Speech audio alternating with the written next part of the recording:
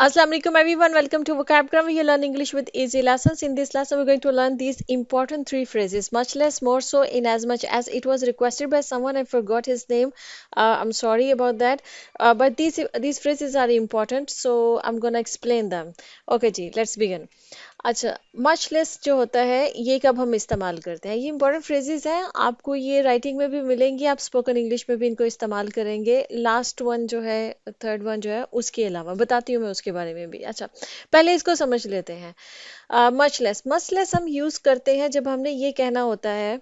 अच्छा, ये ज़हन में रखिएगा, दो चीज़ों के कंपैरिजन के लिए इस्तेमाल हो रही होती है, ठीक है। मच लेस मोर सो दोनों जो है ना फ्रेजेस जो हैं, ये दो चीज़ों के कंपैरिजन में इस्तेमाल होती है। जब दो चीज़ों का आप बात कर रहे होते हैं, ये कह रहे होते हैं कि पहली चीज़ ही जैसे जब मुमकिन नहीं है तो दूसरी वाले का तो सवाल ही पैदा नहीं होता है, ठीक है। मच लेस हम तब इस्तेमाल करते हैं कि जब पहली ऑप्शन जो है यही पॉसिबल नहीं है, इसका होना ही जो है ना उसकी कोई पॉसिबिलिटी नहीं है, तो फिर जो सेकंड ऑप्शन है उसका तो सवाल ही पैदा नहीं होता कि वो जो है मतलब वो पॉसिबल हो, ठीक है। अभी आपको सेंटेंस में समझ में आएगा, जैसे ये, ही couldn't afford a bicycle much less a car, ठीक, कि वो एक बाइसिकल को अफोर्ड नहीं कर सकता है, एक बाइसिकल वो खरीद नहीं सकता है, मतलब वो उसकी फाइनेंशियल कंडीशन इतनी नहीं है कि वो एक बाइसिकल खरीद ले। मच लेस अ कार, मतलब कार खरीदने का तो सवाल ही पैदा नहीं होता ना, या कार खरीदने की तो दूर की बात है। अच्छा, वैसे मच लेस जो है ना, जैसे लेट अलोन है ना, ये वैसे ही है मच लेस, इन दोनों का मतलब सेम है। लेट अलोन पे मैंने डेडिकेटेड वीडियो बनाई हुई है, आप देख सकते हैं, ठीक है। यहाँ पर अगर आप इसको लेट अलोन के साथ रिप्लेस कर देना तो सेंस जुमले की वही बनती है। मच लेस यूज कर लीजिए, लेट अलोन यूज कर लीजिए, सेम सेंस बनती है जुमले की। जैसे कि ही couldn't afford a bicycle late alone a car, कि वो जो है बाइसिकल अफोर्ड कर नहीं सका, तो मतलब कार तो अफोर्ड करना जो है वो दूर की बात है, ठीक है। He couldn't afford a bicycle much less a car, या he couldn't afford a bicycle let alone a car, दोनों का सेम मतलब बनता है।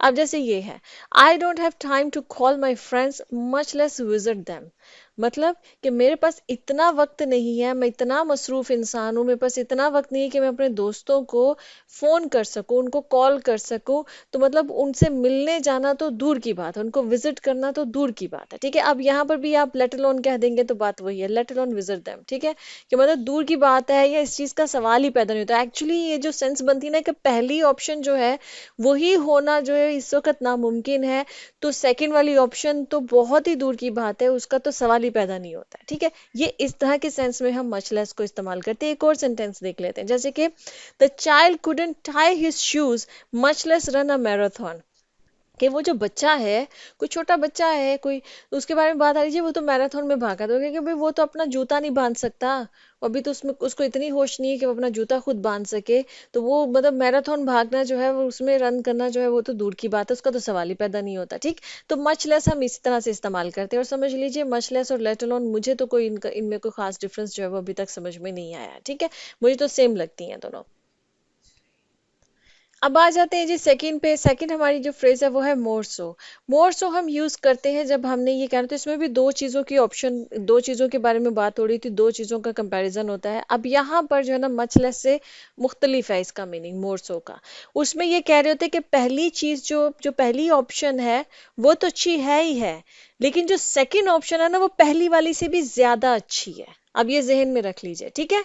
मतलब कि पहली वाली जो ऑप्शन बात की जा रही है वो तो अच्छी है ही है, लेकिन जो सेकंड ऑप्शन दी जा रही है ना वो पहली वाली से भी बहुत ज्यादा अच्छी है, ठीक है। तो वहां पर हम मोर सो इस्तेमाल करते हैं। ये पॉजिटिव सेंस में इस्तेमाल होती है, ये वाली फ्रेज हमेशा पॉजिटिव सेंस में इस्तेमाल होगी। सेंटेंसेस में समझ लीजिए, जैसे कि he is talented at chess and his sister is even more so, मतलब कि वो चेस में बहुत अच्छा है, बड़ा अच्छा चेस का वो प्लेयर है, ठीक है, लेकिन जो उसकी सिस्टर है ना वो उससे भी ज्यादा अच्छी है, ठीक। मतलब पहली ऑप्शन अच्छी है, ये जहन में रखें, आपने दो ऑप्शंस के बारे में बात करनी है। पहली ऑप्शन अच्छी है, लेकिन जो दूसरी ऑप्शन, जो दूसरी बात की जा रही है वो पहले से भी ज्यादा अच्छी है, वहां पर हम कहेंगे इवन मोर सो, ठीक है।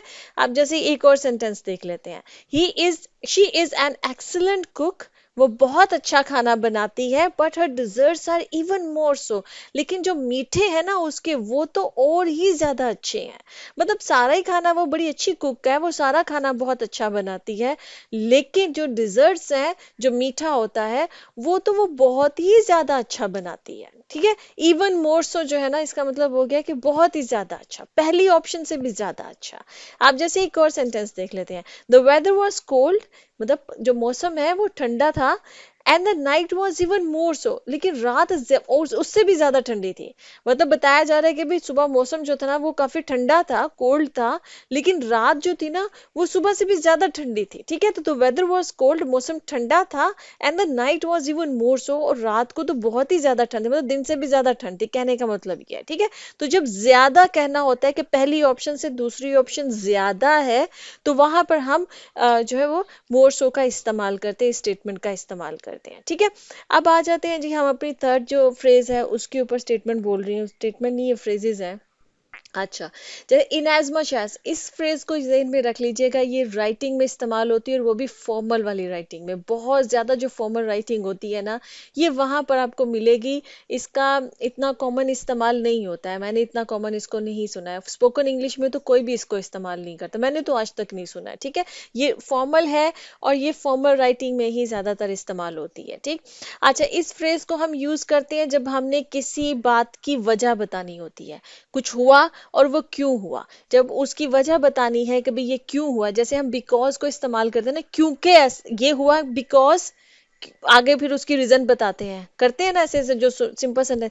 बस समझ लीजिए कि बिकॉज को रिप्लेस कर दे आप, इन एज मच एज कर देंगे ना, तो ये फॉर्मल हो जाएगा। ठीक है, अभी सेंटेंसेस में बताती हूँ, जैसे ये he was chosen for the role, उसको ये रोल मिला या ये जॉब मिली या इस काम के लिए उसको चुना गया, क्यों, in as much as he had the most experience, क्योंकि उसके पास सबसे ज्यादा एक्सपीरियंस था। ठीक है, कोई टीम है, टीम में कोई खास काम था, किसी को सौंपना था, वो काम एक बंदे को सौंपा, उस इंसान को क्यों दिया गया, उसको क्यों चूज किया गया उस काम के लिए, क्योंकि उसके पास उस काम का सबसे ज्यादा एक्सपीरियंस था। यहाँ पर बिकॉज, आप सिंपल हम अपनी स्पोकन इंग्लिश में बिकॉज कह देते होते हैं कि he was chosen for the role because he had the most experience.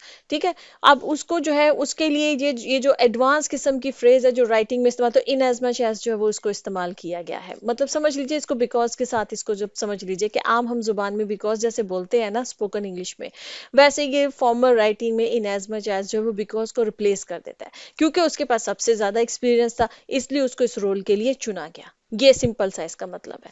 जैसे ये हमारे पास सेकंड है कि शी वॉज प्रेज्ड, उसकी तारीफ की गई, in as much as she handle the situation professionally, क्योंकि उसने जो सिचुएशन थी ना वो उसको बहुत प्रोफेशनली उसने उस सिचुएशन को हैंडल किया।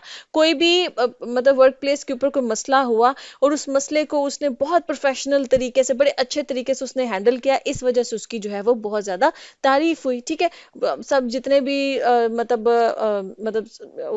जो भी बॉस वगैरह हैं, जो भी हैं लोग, उन सब ने, जो मैनेजमेंट है, मैनेजमेंट ने बहुत ज्यादा उसकी तारीफ की, क्योंकि उसने बहुत ही प्रोफेशनली सिचुएशन को हैंडल किया।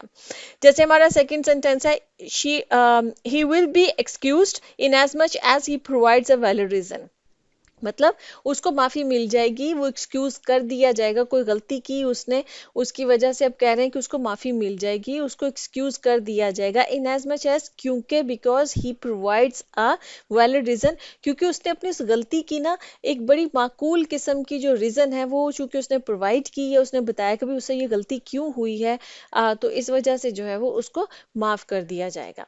तो ओके जी, यहाँ पर ये तीनों फ्रेजेस जो है वो खत्म होते हैं, आज का लेसन खत्म होता है। आपको इसी तरह से कोई भी इंग्लिश का कॉन्सेप्ट है जो आपको कंफ्यूज करता है, आप मुझे नीचे कमेंट्स में पूछ सकते हैं, मैं आपके लिए लेसन्स बनाऊंगी। ओके जी, अल्लाह हाफिज।